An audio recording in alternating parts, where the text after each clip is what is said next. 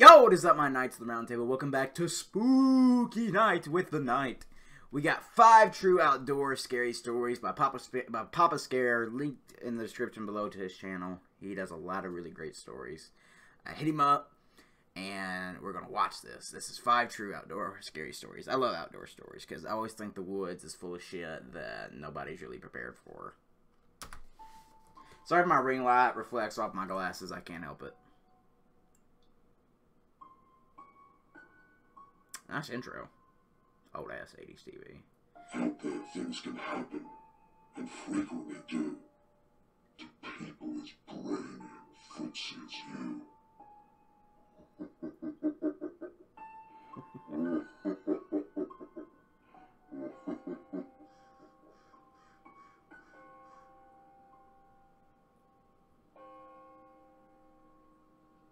Last night around 8:30 p.m. I went out to the edge of the woods on my property to set up a blind to shoot some nuisance coyotes that have been eating my chickens. Okay. I live in New Hampshire, at an area where people who Never live been. in these woods commonly refer to a phenomenon known as bad nights. It's an eerie feeling where you don't want to be anywhere near a door or window when it gets dark, and you certainly don't want to be outside. Animal life seems to be affected as well, since it's always eerily quiet on those nights. Thankfully, it was a good night, so I thought I'd be fine.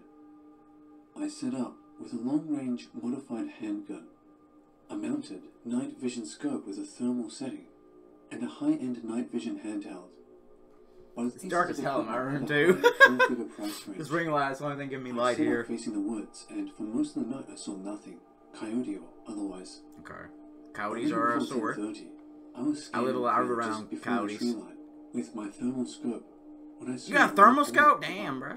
It was about 4 feet off the ground, not moving. The thermal was giving a reading of 90 degrees Fahrenheit, which made no sense, considering it was around 40 degrees Fahrenheit that night. Also, the scope is very high definition. I can see small birds at 50 yards away, and they show up perfectly bird-shaped. There's no reason anything should look round. It also had a strange, low-quality, staticky look to it, which AIs made no sense considering it was well within my 50-yard marker at the tree line. When I went to switch to night vision mode, it disappeared. I never saw anything else like it for the rest of the night. Later on, around 11, my handheld night vision scope started malfunctioning. The brightness and exposure was fluctuating wildly for no reason, and it was randomly turning on and off. I chalked it up to the battery being dead or dying, and stopped using it. But this afternoon, when I started to get my equipment ready again, it was working perfectly normally. It's the same temperature again today, 40 degrees Fahrenheit, so it's not temperature related. The final weird thing was that around midnight, right as I was packing up to head inside, after having no luck with my coyote problem, as my gun jammed and the animals ran off. Damn, bro, you don't know kind of I bad heard luck. a voice, laughing. It sounded echoey. Don't you laugh at it! Due to being on a hill, and there being lots of trees, I couldn't pinpoint where it was coming from. I thought it was my neighbor who lives on the other side of the field. Note, the house was not in the direction I was firing towards. Okay. Just so no one comes for me about gun safety. Yeah, that's not good gun safety if you shoot towards the house. Behind me and to the left. This morning, the neighbor was talking to me about how my hunt went, and I joked with her that she should know considering she laughed after I missed my shot. She was confused, and I said I heard laughing and assumed it was from her house. She said no one in the house was outside or even awake at that time of night. So, what do y'all think? Forest ghost? Messing with my equipment and laughing at me? Or just equipment malfunctions? I'm going out again tonight, and I'll try to record if anything like that happens again. You didn't make it, did you? Yeah, he did. He gone. He gone. The rules of the Oh, motherfucker. Only male clergy may perform an exorcism. I need to install an ad blocker. Yesterday, I, 25 female, decided to go for a quick solo hike, 40 Okay. minutes to the peak, in rural Always New tell people where Hampshire you're hiking, to though. get That's windows to safety. the top. I've done this hike by myself several times before, 30 plus times actually, and have only felt unsafe one other time when I encountered some coyotes. This time was different. Yesterday was a foggy, misty day, which I thought would be a great day to hike since it wasn't hot. I pulled into the parking lot around 3 p.m. and nobody else was there. I started off my hike by listening to music on my phone. Yeah. The trail was a bit muddy, but Out of the all was tiger? well. About halfway up, the trees became shrouded with mist, which is normal when elevation is increasing. Yeah. The second half of the way up, I felt uneasy but ignored it and continued listening to my music. I reached the peak. I was the only one up there and began picking blueberries. About 15 minutes into the picking, I began to faintly hear a group of children talking and laughing. Hell no. I grabbed my stuff and brought it closer. Children are freaky in any situation, man. Like, situations like that, like, I don't trust kids, They were far man. away enough where I've seen enough I couldn't scary make movies out to know, anything man, they were that you saying, can't trust but kids. I could faintly hear them shrieking and laughing. Oop. Oop. After about another 15 minutes, Walk away. the group still hadn't reached the peak, and I remember thinking it was odd that I could hear them for that long, and they still hadn't arrived. Mind you, this mountain only has one trail leading to the peak. After a few more minutes, the realization hit me that it almost sounded like a recording. I stopped picking berries and listened. Every 30 seconds or so, the same laughs, shrieks, and voices would loop. At this point, I began to feel very uneasy Oh, yeah. and packed up my things to leave. Get the fuck out of there like I told you On the way to. down, I had a feeling that I shouldn't listen to music, to be more aware of my surroundings. Smart. Smart. I pulled Smart. out a small switchblade and held There it you go. There you go. just to feel a little more safe. There you go. At this point, Shank it was around 5 p.m. and it was getting darker. Let them know. Mist was still shrouding the top of the mountain and visibility wasn't great. I was half expecting to pass a group of kids, but never did. In fact, it was chillingly silent. The laughing and shrieking had completely disappeared. I felt extremely unsettled, and like something off the trails was watching me, and began to see bizarre, unexplainable things deep into the sides of the trail. Dark figures, strange faces, etc. The thing that has been etched into my mind and inspired me to share this story was maybe 50 to 75 feet off the trail to my right. I can only describe it as 4 perfect cylinders, round, smooth, brown, that resembled legs, going far enough up into the saplings that I couldn't see a body attached to them. Whatever it was appeared to be facing me, and must have been at least 10 to 12 feet tall. I only got a glimpse of it, and by the time it registered to me that I was looking at something strange, it was gone. I picked up my pace and kept my eyes on the ground below my feet. Yep. 20 minutes to go. Just as I was reaching the point where the mist was fading, I heard an ear-piercing screech. The only thing I can compare it to is a dog whistle that lasted 5 to 10 seconds, then silence again. My heart was racing, but the only thing I could do was keep moving towards my car. Once I got below the mist line, the uneasy feeling let up a bit, and didn't experience anything else after the screech. Has anybody heard of anything like this happening? No. Has anybody experienced anything like Nope. this? I don't go on hikes like that, I bro. can't stop thinking. Nor do I go alone on hikes when I do don't go on think hikes. we'll I do have not to go go alone. Again, anytime soon. Yeah, I'm never going on a hike alone again in my life. If that was you. You see, in Tennessee, we carry them guns. In the summer of 2013, I was hiking the Camino de Santiago Ooh. in northern Spain. Yeah. And I saw something I Heard of will this. never forget. I don't know how much of it was real because I was cold, hungry, thirsty, exhausted, and sick when I saw it. What the fuck were you doing Nothing out? else scared me. I was on the Camino. You were dying. What are you doing out, the bro? oldest section of the Camino. You were dying.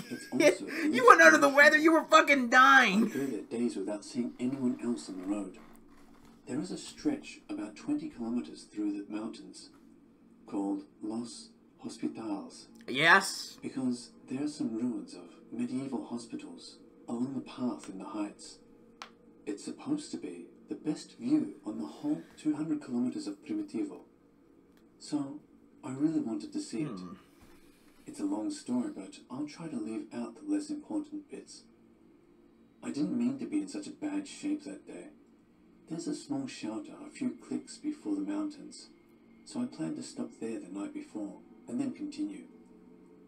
As I neared the shelter, someone had scrawled a message on the wall, warning not to stay there because the hospitalero, as the guys who take care of the places are called, is a thief. At the previous town, there had been a sign that said there was no hospitalero at this shelter, so of course I was suspicious. Sure enough, when I arrived, there was an unwashed old man cooking a can of beans over a fire outside of the shelter who asked me for money to stay.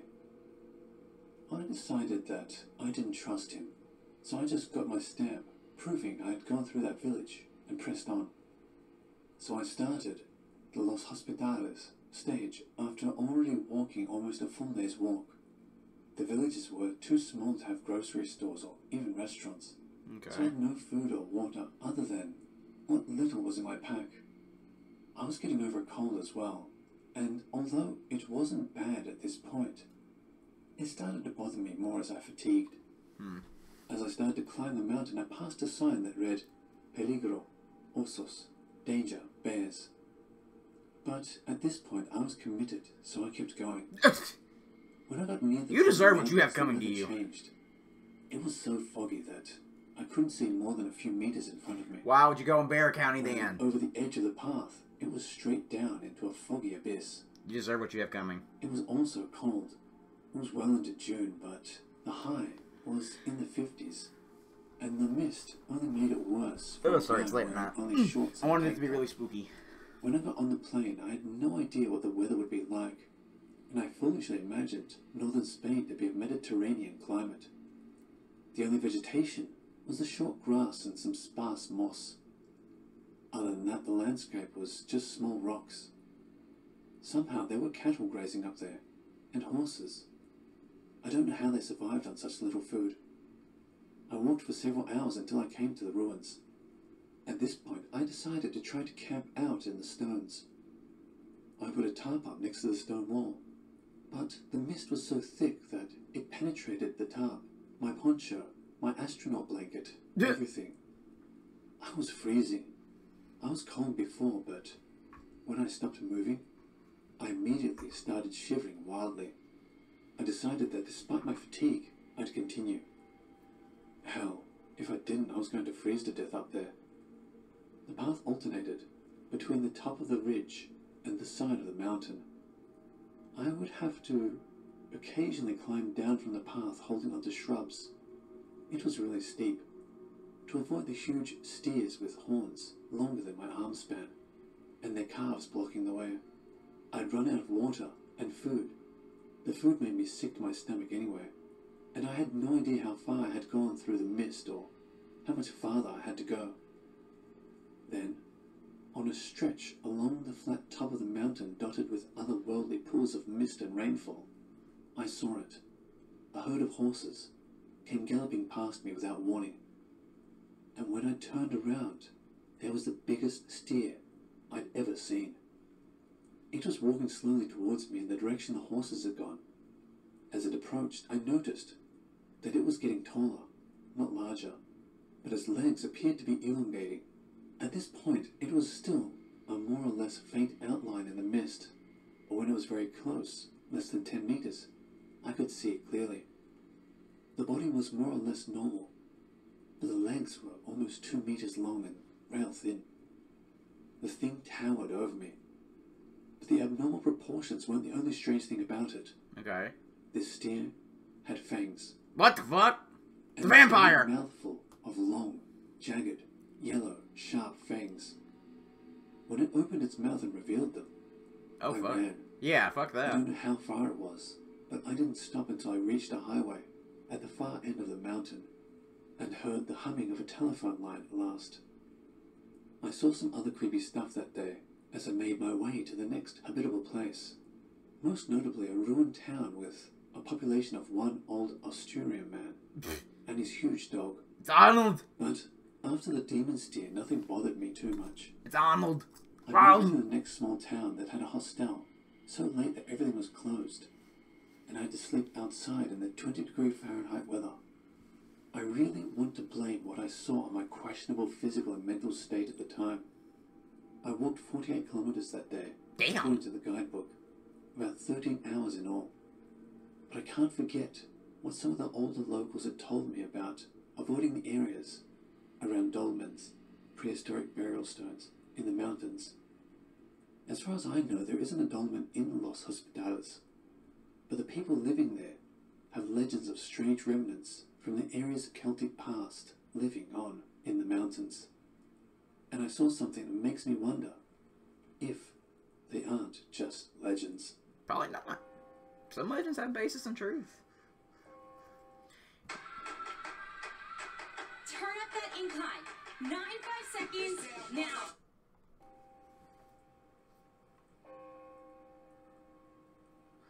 I used to work on the Ooh, that's north beautiful. of Alaska in the oil industry. Yeah, that's beautiful. My grandfather was in The Alaska work for a we were little doing bit. required us to travel far out Right now, I can't into remember. the Alaska Petroleum Reserve, which is basically just untamed tundra wilderness for hundreds of miles.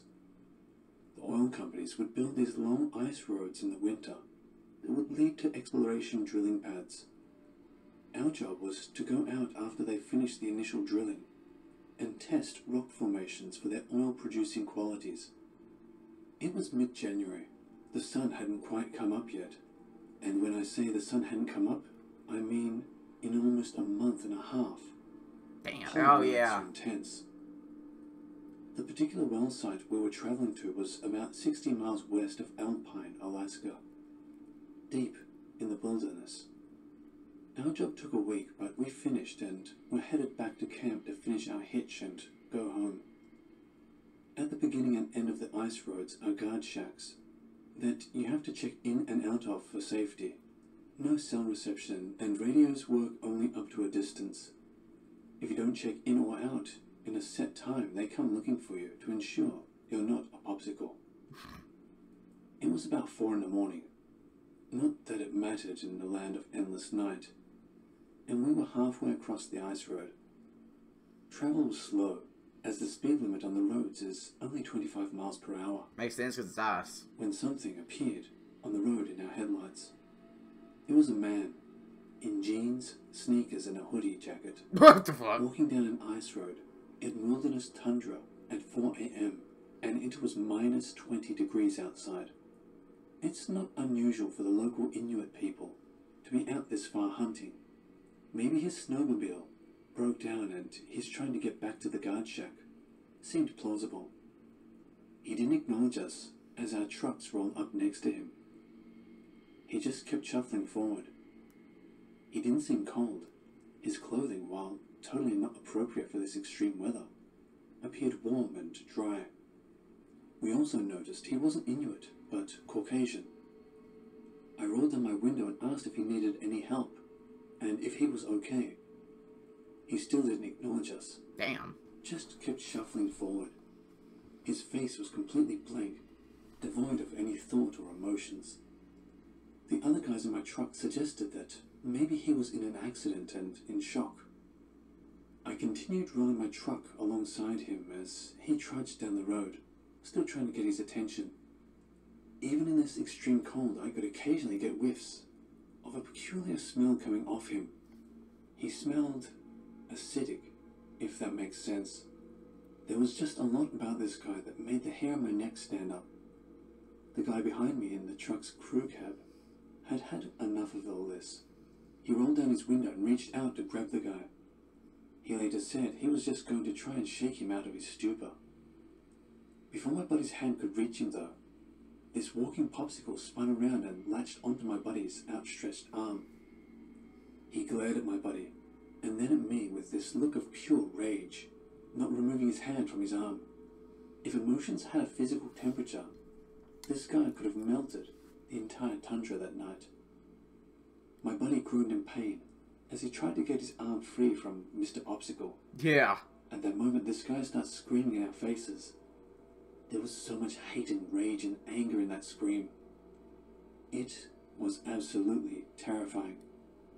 I slammed on the gas. What'd he say? Spun out on the ice for a second before the wheels caught and launched us forward. Popsicle Dude still had a hold in my buddy's arm and was trying to pull him out of the truck. He was running alongside the truck while the other guys in the cab held onto my buddy to keep him inside. After several moments, it could have only been a few seconds at most, my buddy tore free from this guy and we hauled ass to the guard shack, another 30 miles down the road. We checked in with the guards and reported what we had just seen. The guard was looking at us like we were pulling a prank, but policy said they had to check it out regardless. My buddy's arm was sore, and when he pulled back his sleeve, there were noticeable bruises in the shape of a hand around his arm. Yeah? We filed the report with the guard, and we're told to head back to our camp. None of us really wanted to talk about what happened, and it was a quiet drive the rest of the way. We flew home the next day. The next time we saw the guard at the shack, we asked him if they ever saw Mr. Popsicle on his patrols. He told us they searched up and down the ice road for a solid 12-hour shift and saw nothing. Not even tracks in the snow leading off the road. He told us it was a good prank and that he'd get us back for making him waste a shift driving around. But it wasn't a prank. Who would make up a story like that? And who would willingly bruise their arm for a dumb prank? We never got a satisfying answer to what happened that evening. I still wonder about that dude. If he even was a dude. Might be on drugs. The Alaskan tundra is a weird place. Meth is a hell of a drug. I don't know, that was pretty creepy though, because like that dude should have been freezing to death. This is a personal story that happened to me a few years ago when I was 26. Okay. I've been too scared to talk about it until now, out of fear of being made fun of. So, here's my story. Call me Sarah. 4 years ago, my great-grandmother passed away at the age of 98. We were close all the way into my adult years, so the death hit me hard. Yeah. She lived in a one-story house in a rural town 30 minutes outside of Springfield, Missouri. Her house sat on a large and heavily forested piece of land. There was a large hill several feet behind the house that dropped off into a creek. I spent my entire childhood staying on this piece of land and had learned how to take care of it and the house. After the funeral services, I volunteered to stay and take care of the land while my family decided on what to do with it. Unfortunately, I wasn't able to buy the land, so I wanted to spend as much time out there as I could. My first 3 days I spent packing up items and cleaning the house. The nearest neighbor was 5 miles away, so I didn't have to worry about unwanted guests that would get in the way of my packing and disturb my personal way of mourning the loss of someone so close to me. The 4th day is when the odd events started occurring. I slept in a sleeping bag in the living room, and when I woke up, I immediately screamed. A few inches away from my face was a dead copperhead snake. It was normal for snakes and other small animals to get into the house, so seeing the snake wasn't surprising. Bro, no, I have a phobia. I have a fear of snakes. Fuck that. That's the scariest story yet. I don't like snakes. I don't like snakes. While I was sleeping, hell no. I briefly wondered why the snake had just come in the house and died, because there were no physical signs that anything was wrong with it. So I threw it outside and continued with my day. Fuck that! Why are you sleeping in there? Almost forgotten. Later that evening, I decided to go for a walk through the woods to enjoy the nice weather and reminisce about the good times I'd had in the woods and all the games we used to play. I was walking along an old path that led to Bro, why are you so nonchalant about you sleeping and a snake cuddling with you? Drop-off that led to the creek. I heard a branch snap behind me and instinctively turned my head. I didn't see anything, so I assumed it was an animal and continued walking. Just a few minutes later, I heard a snap to my left and turned to look again, but I still didn't see anything. I started to worry that I was being stalked by something, but it was rare to see large animals in this area, so I continued walking. I heard a third snap directly in front of me, but now instead of being worried, I was upset. I was convinced that someone else was out here trying to scare me. Yep. So I shouted at what I assumed to be a person, "Go away!" And everything went uncomfortably silent. I started to hear footsteps approaching in front of me, but I couldn't see anything. They got faster and faster until whoever or whatever it was running right at me. I covered my face with my arms and waited to be attacked by some invisible person, but the footsteps stopped. I slowly lowered my arms, but instead of seeing a person, a bobcat or even a bear, I saw a gigantic spider in the middle of a web I hadn't noticed before. What? If I would have taken one more step, I would have ended up being bitten. I turned and ran as fast as I could through the overgrowth and back into the house. Something keeps protecting I you. was spooked, but I was out in the middle of the woods, and sometimes things like this happened. I knew this land and the house well, so I pushed through the night, and the next 2 days, nothing out of the ordinary happened. I started yard work my second week staying at the house, and it wasn't bad. I'd actually found some old trinkets from my childhood that I'd buried under a tree. While I was picking up fallen branches from a storm that previous night, I noticed a clump of hair was caught in one of them. I remember its color being brown and black and considered the possibility of it being a rare encounter with a bear. But there were no tracks that I could see. I brushed it off again, but I was starting to think that maybe someone else was staying on the property, and that upset me. I decided to stay up late and see if I could catch the person in the act. Nothing happened until around 2 a.m. I remember everything so vividly because of how terrified I was. It started with branches crunching and the sound of the wheelbarrow I'd been using earlier falling over. I readied my flashlight and a small knife just in case whoever it was got violent. Bro, bring a I gun. could step onto the front porch and pull at the screen door, but I quickly abandoned it, and instead started walking around the house. I could hear them scraping something sharp against the house, and I was furious. I stood up and shined my flashlight at the nearest window that I assumed the person was standing near, and shouted at them, "I have a weapon, get off this property now." Everything stopped, and I was positive that whoever it was had left, until I heard something slam against the window, so hard I was surprised it didn't break. My flashlight shined on the person, and at first I wasn't sure what I was looking at. It had long, dark hair, with eyes that were way too big for its face. Its skin was wrinkled and reminded me of a naked mole rat. It pressed its face against the glass and fogged it up with its breath. I heard it run around the house several times and bang on every wall, window, and the door every time I passed them. This went on for hours, and I was too scared to move or do anything. I was completely alone, being tormented by some strange monster. Every now and then, I would get the courage to shine my flashlight and caught a glimpse of the thing. Each time I saw it, it looked more animal-like. All I could do was cry and wait for it to go away. Finally, just after sunrise, the running and banging stopped, Hell no. but I didn't dare move until well after 9 a.m. It took all my courage to open the front door and see what damage had been done to the house and yard after the terrifying experience Look from at the that. night before. But there was nothing. No footprints, no scratches against the house or broken or cracked windows.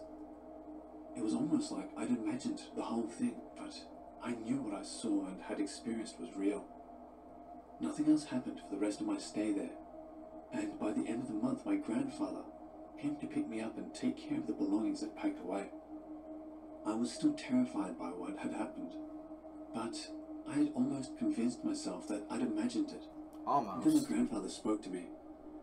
He told me that he was happy that this land was being sold and how much he hated growing up here. When I asked him why, his answer seemed to validate my experience.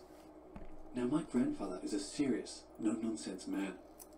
He was the type of person that stayed quiet, but when he did speak, you'd better listen because it was important.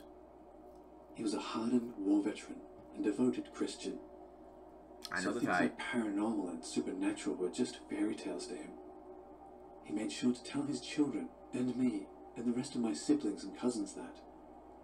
He told me how his mother, my great-grandmother, would always try to scare him and his sister with stories about the land being guarded by monsters.